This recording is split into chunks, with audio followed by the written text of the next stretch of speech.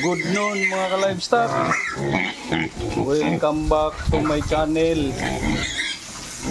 Maligayang bagong taon sa ating lahat. Sa mga nag-aalaga ng hayop, happy New Year to all. Itong alaga natin,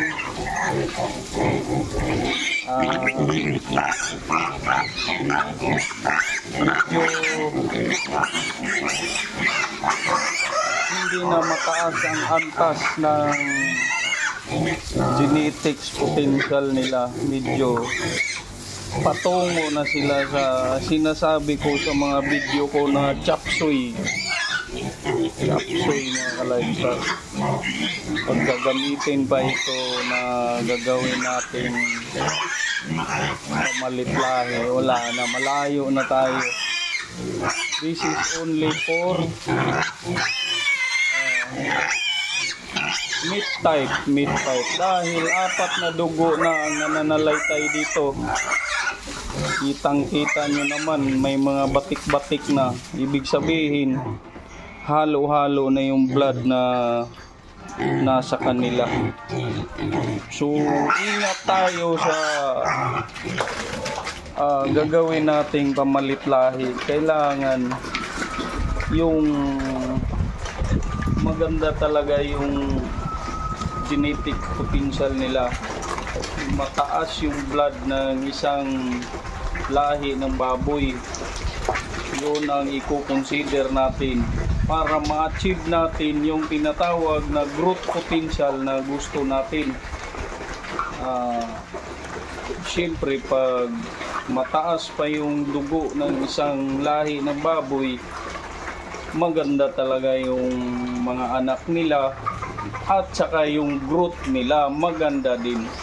Makukonsider din natin yun. Yung growth kasi ang pinag-usapan natin. Tsaka pag chop suey na, makitaan na natin na hindi na uniformity yung body conformation nila, yung tayo ng tainga, yung ulo. May makikita na talaga tayo na hindi na masyadong uniformity. Unlike sa dalawang blood lang, yung buo na dalawang blood, kasi pure yung mama at saka yung papa, yun yung maganda, yun yung sinasabing ipwan. Yung mga anak nun pwede pang meat type, the best gagamitin din pang material. Pag ipwan yung gilts natin, tapos yung bore pang meat type din, dalawang lahi. So yung ianak, apat na lahi na, wala na, malayo na tayo. For meat type na lang talaga, hindi na pwede natin gagawing inahin o kaya bore. Kaya yun ang explanation doon. But sa iba, hindi sila naniniwala doon na chop suey. Wala daw chop suey. Baboy din daw pa rin. Baboy nga, pero ino-consider nga natin dito ang genetics na ma-maintain natin. So, mga ka-livestock, ingat tayo sa pagpili ng mga gusto nating pamalit lahi. Ito, 25 days old mula pagwalay. Mula pagwalay ha yung bilangan natin. Target natin 3 buwan at kalahati mula pagwalay. Mas mainam ipaabot ng 4 na buwan. Doon talaga natin makikita talaga na magtimbang na talaga yun ng 100 up, wala nang mag 90 down. Yun mas maganda kasi nasa stage na 3 months old, nandun talaga yung rapid growth ng mga baboy. Malakas na ding kumonsumo ng pagkain sa ganong edad. Kaya kailangan paghandaan din natin.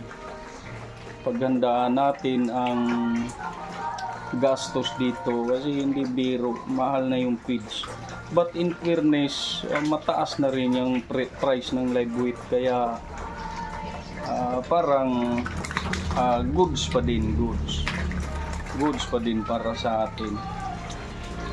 At ito, bago pakainin sa tanghali, paliguan muna sila kasi nakakatulong ang paligo na magiging unat yung katawan nila kasi fresh na fresh sila. Maganda yung temperatura sa katawan nila, tapos pakainin, yun maganda talaga. Pagkatapos nito, tulog na sila, matutulog ito, pakainin na naman sa hapon. At ito itong ginagawa natin with feeding pa rin.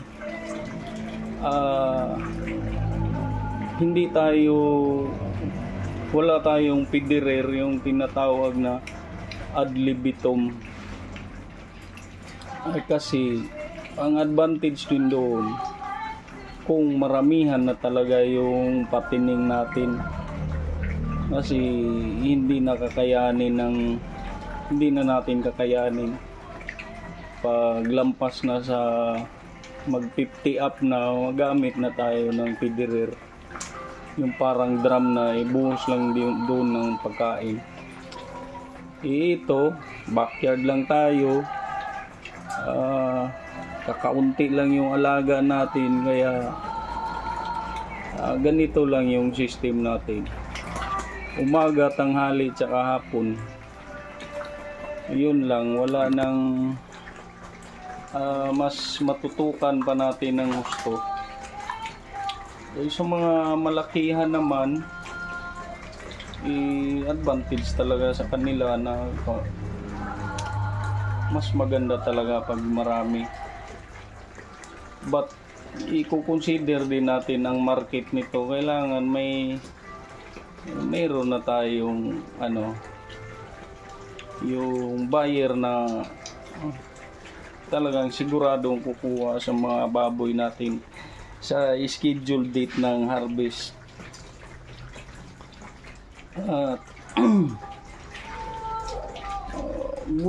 Goods lang naman yung pag-aalaga ng baboy. Siguro magkakapira tayo dito pag maramihan. Pag kakaunti lang katulad nito, magkano lang yung ganansya. At least hindi nawawala yung puhunan, mga livestock, andito pa rin. So hindi na tayo maghangad ng malaking kita. At least kumikita yung puhunan natin, at least may balik kahit kakaunti. Ito, yun nga binanggit ko nung nakaraang video ko na tinamaan nga ito ng diarrhea. So hindi talaga maiwasan yan mga ka-livestock, lalong-lalo na sa bagong walay na biik. Napaka-crucial talaga ang stage na yan, bagong walay, kasi mag-a-adjust pa yung intestine nila sa feeds. Yung digestion kasi nila hindi pa masyadong maganda. So ingat talaga tayo. Dapat marunong tayong maggamot sa ganong klase na bacterial infection man yun. So nakakamatay kung mapabayaan, kasi madidehydrate yung mga baboy natin, mga ngayayat, lumalalim yung mga mata, ayun na, bigla silang hina. Ikaw ba naman tatamaan ng diarrhea, ako, talagang manghihina tayo. Ganun din yung mga ka-livestock. Kaya dapat marunong tayong mag-administer. sa mga ganong klaseng karamdaman. Mga basic lang naman yun, basic. At kung sa mga wala pang alam, pwede kayong magtanong lang sa mga technician. Kung ako yung tatanungin nyo, hindi na ako gumamit ng mga powder na ihalo sa tubig kasi hindi yan iinom. Mas lalong matigok yung mga baboy natin. So ano na talaga, blood to blood contact, intramuscular injection talaga yung pinaka mabisang panlaban dyan. Maraming available sa market ng mga antibacterial kontra diarrhea, tsaka yung tinatawag na E. coli o kaya salmonella. That's all mga ka-livestock. I hope maganda ang simula ng bagong taon sa pag-aalaga natin ng iba't ibang klaseng hayop. Continue lang tayo, huwag tayong padala sa mga negative aspect sa farming kasi meron talaga yun. May mga ups and downs talaga dito. Not all the year, not all the months maganda yung kalalabasan. Ano lang, virtue natin dito talagang patience. Pag walang patience, wala, hindi natin maabot ang gusto nating mangyari sa pag-aalaga natin ng hayop. That's all, and good day.